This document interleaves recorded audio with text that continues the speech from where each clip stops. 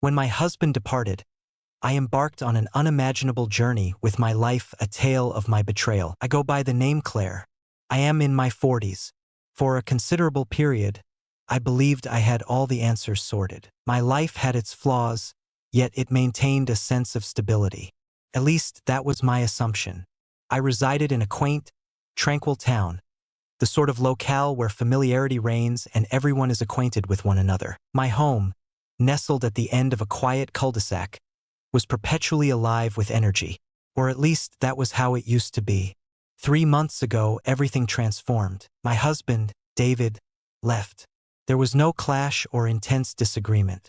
A brief note was left on the kitchen counter, beside the cold coffee I had prepared for him that morning. It expressed a desire for distance.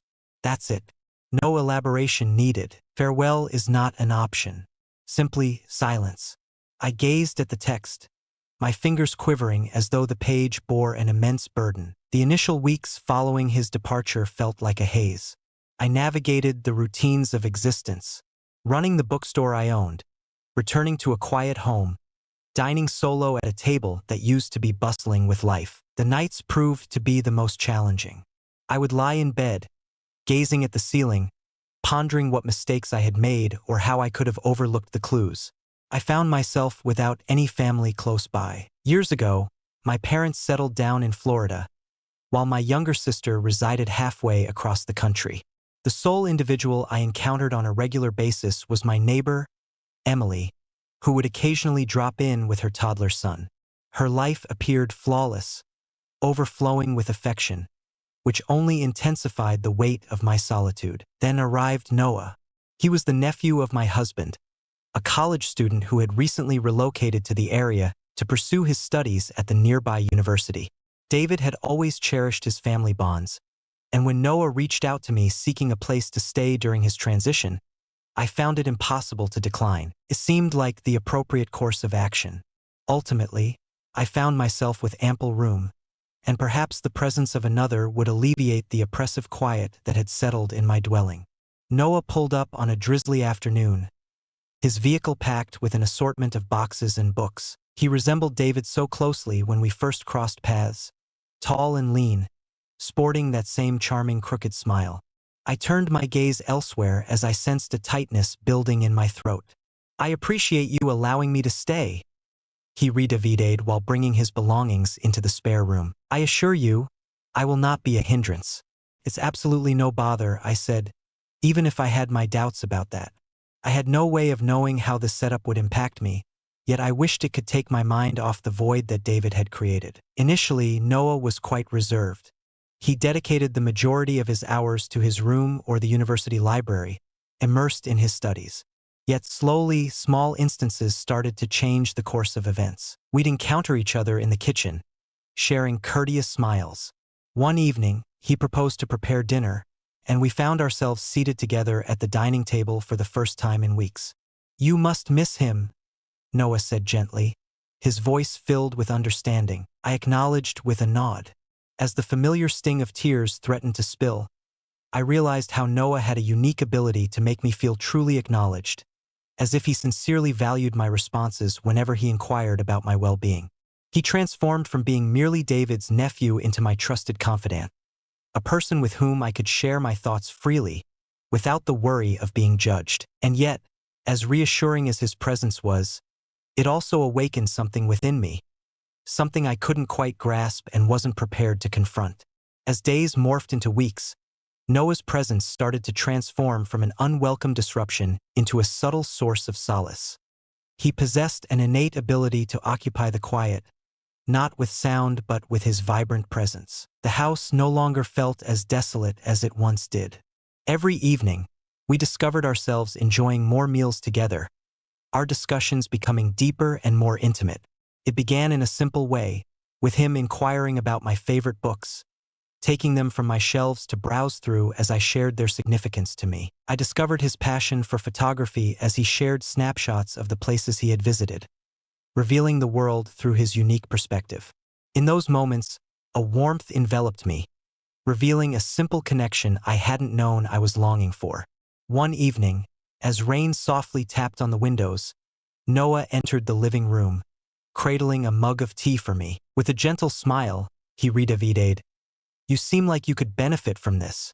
Curled up on the couch, I found myself staring blankly at an old movie flickering on the TV.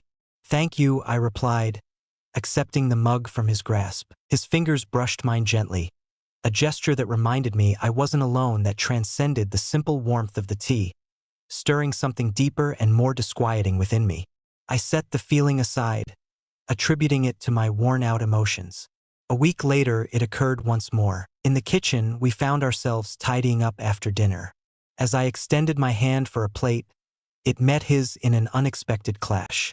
We shared a nervous laugh, yet the moment stretched just a heartbeat longer than it should have. As our eyes met, there was a strange emotional closeness I hadn't expected, but it brought some quiet comfort yet felt profoundly significant. I reassured myself that it was insignificant. He was simply being nice and I was overanalyzing it, yet those little instances continued to accumulate. One evening, we lingered into the night, reminiscing about David, his early years, his unique traits, and the way he had a knack for brightening any space. Noah absorbed every word, his gaze reflecting a depth of comprehension that stirred something within me. "He must have meant a great deal to you," he murmured, his voice almost a breath. I did respond, my voice trembling, yet love doesn't always seem sufficient. Noah remained silent, yet the expression on his face conveyed a deeper understanding than I had anticipated. A wave of guilt washed over me, as if I had let David down by confiding in another, yet simultaneously, I felt a sense of relief, as if Noah had lifted some of the burden I had been shouldering. As the days went by, I started to realize how eagerly I anticipated our encounters. I caught myself hanging around the kitchen as I heard him descend the stairs, or staying up just to listen to the details of his day. It was innocent, I reassured myself. I was alone, and he showed me kindness. It seemed simple on the surface, yet I understood the deeper truth within. A part of me longed for his attention in a manner that defied explanation. The sparkle in his eyes when I laughed, the gentle tone of his voice when he spoke to me, it transcended mere kindness, and I couldn't ignore the emotions it stirred within me. One evening, while we lounged on the back porch, gazing at the sunset, Noah looked over at me. "You've endured a great deal," he reiterated. "I'm not sure how you manage it." "I have no choice," I responded, my voice trembling. "I simply persist." "You possess more strength than you realize," he reiterated, his eyes unwavering. In his gaze, there was an intensity that quickened my pulse, a blend of reverence and an emotion that ran deeper. I averted my eyes, fearful of the revelations that might unfold if I maintained his stare for too long. With every day that went by, the tension between us intensified. It was an unspoken presence, lingering in the silence between us. The way his hand would hover just a moment longer when he handed me a plate, the way his voice would take on a gentler tone when he spoke my name. My pulse quickened whenever he was near, despite my efforts to dismiss it. One evening, while I was tidying up after dinner, Noah walked into the kitchen. "Allow me to assist you," he said, gently taking the dish towel from my hands. "You've accomplished plenty for today." I felt the urge to dispute, yet his gaze held me captive, rendering my words stuck in my throat. He extended his arm beyond me to seize a plate, his skin lightly grazing against mine. The contact was momentary, almost ephemeral, yet it sent a thrill coursing through me. I took a step back, my heart racing. I ought to head to bed," I murmured, steering clear of his eyes. "Claire," he murmured, his tone gentle. I stood still, my fingers clutching the rim of the counter. "It's important to let your feelings out. It's perfectly fine to allow someone to enter your world." His words crashed over me like a tidal wave, and for an instant, I feared I might be submerged in the emotions they evoked. I turned to him, my gaze probing his for the answers I was too hesitant to voice. Yet, just as I was about to speak, he withdrew, shattering the enchantment. "Good night," he murmured, his voice soft and almost inaudible. "Good night," I said, my voice quivering. That evening, as I reclined in bed gazing at the ceiling, my thoughts were consumed by him, by the intensity of his gaze, by the emotions he stirred within me. I was aware it was not right. He was the nephew of David, for heaven's sake. The weight of the loneliness I had borne for ages became overwhelming. Yet Noah found a way to alleviate it that I never imagined could exist. I found myself poised at the brink, torn between reason and the need for connection. I wrestled with my own vulnerability. The distinction between my desires and my reality was fading, and I was uncertain how much longer I could resist the urge to step over that line. It was a Friday evening, the sort that carried a weight beyond its usual measure. The rain outside had transformed into a relentless downpour, and the steady rhythm against the windows resonated throughout the house. Noah and I had just wrapped up our dinner. An unvoiced tension lingered in the air between us, a palpable feeling that had been simmering for weeks. While I tidied up the plates, Noah propped himself against the counter, observing me intently. "Claire," he murmured, his tone soft, tinged with uncertainty. I turned to face him, gripping a dish towel, as though it might provide some stability. "For such a long time, you've been putting everyone else's needs before your own. Have you ever allowed yourself to truly experience your emotions?" The inquiry struck me with more intensity than I anticipated. "Is it not permitted? Is it not fair? I understand it's intricate, yet I'm aware that you've been in pain. It pains me to witness you in this state." My breath hitched in my throat. I felt vulnerable, as if he could perceive every flaw, every insecurity I had been desperately concealing. "You don't get it," I insisted, my voice quivering. "As David's nephew, this isn't," Noah stated, his tone steady yet gentle. "I'm not trying to replace him. I simply, Claire, I care about you more than I expected, and I hope that doesn't complicate things." The words lingered in the space between us, weighty and inescapable. My chest constricted as I grappled with the search for the perfect reply, yet nothing emerged. Instead, I experienced a surge of feelings overwhelming me. Regret, desire, uncertainty, and an indescribable feeling. Before I could hold my tongue, I reiterated, "You really ought to avoid saying things like that." "Yet, it is the truth," he responded, his gaze fixed on me. "I believe you sense it as well." I felt the urge to refute him, to assert that he was mistaken, yet the words eluded me. In place of words, my silence conveyed my thoughts, and I noticed a glimmer of hope in his eyes. It filled me with dread. "I can't do this," I murmured, retreating a step. "I am unable to. I cannot go beyond that boundary." Noah stated firmly, his voice unwavering yet brimming with feeling. "I simply desire your honesty, both with me and with yourself. You don't need to shoulder all of this by yourself." Emotion surged within me, causing my sight to fade. "This is so unjust," I exclaimed, my voice trembling. "For you, for me, for David. It's unjust." "Perhaps not," he conceded, "yet that doesn't diminish its reality." In an instant, everything became a haze. I can't recall who made the first move, but in an instant, the distance that separated us vanished. His hand grazed mine, and suddenly he was grasping it, his touch a blend of warmth and electricity. My heart raced within me as he leaned in slightly, his presence steady and warm beside me. "Just say the word, and I'll cease," he murmured, his voice a soft breath. I parted my lips to voice my thoughts, to express that this was not right, yet silence enveloped me. In that moment, a tear escaped down my cheek as I stood there, trapped between all that I understood and all that I experienced. In an instant, before I had a chance to process, I withdrew. My chest rose and fell as I struggled to regain my breath. "No, I can't," I replied, shaking my head in disbelief. "I regret to inform you, Noah, that I am unable to do that." His expression was utterly devastating, a blend of comprehension and sorrow. He took a step back, allowing me the room I craved yet was unsure how to embrace. Apologies escaped his lips in a gentle whisper. "I never intended to complicate things for you. I didn't," I responded, my voice scarcely rising above a whisper. "It's not on you." We lingered in quietude, the patter of rain beyond our walls the sole interruption to the palpable tension in the air. At last, Noah gave a nod and exited the kitchen, leaving me to ponder in solitude. As I rested against the counter, tears cascading down my cheeks, a storm of feelings engulfed me.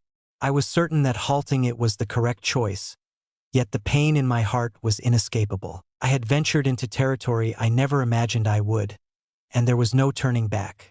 The connection between Noah and me had shifted, and regardless of what unfolded next, nothing would ever return to how it once was.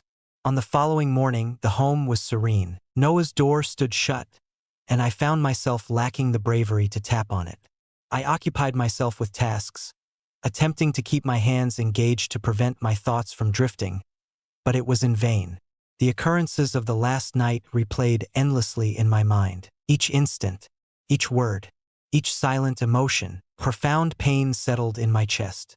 A burden I couldn't lift. Inside me, a complex mix of emotions churned, but guilt was just one part of it. There was an additional element, a yearning I was reluctant to admit, a quiet yearning for a connection I knew couldn't last. I had gone too far, and even though nothing had transpired, the line separating us was eternally obscured. As time slipped away, I caught myself gazing out the window at the drenched yard, the rain painting a melancholic scene. The image staring back at me from the glass felt unfamiliar, almost like a stranger.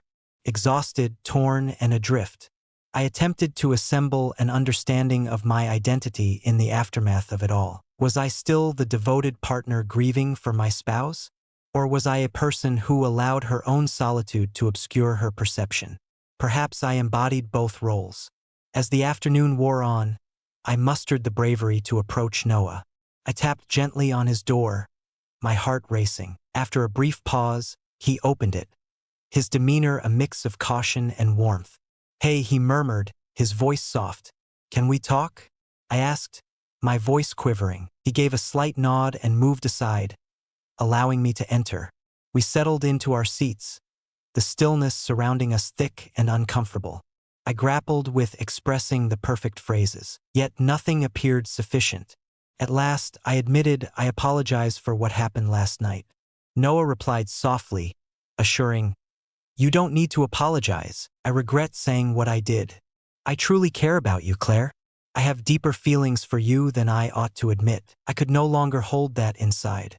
His honesty pierced me, sharp and excruciating. "I confess that I care about you as well." My voice was just a soft murmur. "This isn't correct. You are part of David's family, his nephew." I find myself struggling to align my emotions with the understanding of what is right. Noah nodded, his eyes cast downward. "Understood," he reiterated. I truly do. "I certainly don't want to complicate things for you. Perhaps it would be wiser for me to find a new place to live." The idea of him departing struck a chord of dread within me. Yet I understood he was correct. I believe that could be the most suitable option, I reiterated. Even so, the words seemed to cut deep. "It's not that I don't appreciate you, Noah. It's simply due to my inclination." In the days that followed, our conversations were minimal. Noah started to gather his belongings. With every box he carried out, the house seemed to grow more desolate. I caught myself hanging around the spare room, attuned to the faint sounds of his footsteps, the soft melody of his hum, as he immersed himself in his work. As the moment arrived for him to depart, I found myself at the threshold, striving to maintain my composure amidst the swirling feelings within. "Thank you for everything," Noah expressed, his tone unwavering yet tinged with sorrow. "Your support has been invaluable, and I struggle to express just how much it means to me." I offered a faint smile, my eyes brimming with unshed tears. "And you've supported me as well," I said, "more than you realize." We shared a quiet hug, heavy with gratitude and unspoken appreciation. Then he vanished, and the stillness in the house was overwhelming. In the weeks that came after, I endeavored to reconstruct the barriers I had allowed to fall apart. I immersed myself in my tasks at the bookstore, dedicated more time to Emily and her son, and even began therapy to untangle the complex emotions I had been holding on to. Yet, despite my efforts to stay occupied, I couldn't shake the memory of how Noah had made me feel. Recognized, appreciated, and truly understood. I frequently caught myself pondering my decisions, reflecting on what could have transpired had circumstances been altered. If Noah hadn't been related to David, if David hadn't walked away from me, if I hadn't craved connection so intensely. Yet existence isn't composed of possibilities. It consists of the decisions we take in the present, and I had to endure my own. One evening, while I found myself in solitude in the living room, reflections on the lessons I had absorbed filled my mind. I came to understand that my feelings of isolation weren't solely tied to David's departure or Noah's arrival. It revolved around my own experiences, the aspects of myself I had overlooked and the desires I had suppressed. I had become so absorbed in meeting the needs of others that I lost sight of how to care for my own well-being. The journey with Noah, filled with its share of pain and complexity, imparted a valuable lesson to me. Establishing a bond is crucial. It must originate from a foundation of sincerity and regard, not only for those around me but also for my own self. I refused to allow my solitude to control my choices, and I knew I couldn't depend on another person to bridge the emptiness I experienced within. As I pondered everything that had transpired, a curious blend of feelings washed over me. There's a feeling of remorse, yet intertwined with it is an undeniable sense of progress. I had transformed into someone entirely different since David's departure. I had transformed into someone entirely different by the time Noah showed up. I was in the midst of discovering my identity, yet for the first time in ages, I sensed that I was heading in the right direction.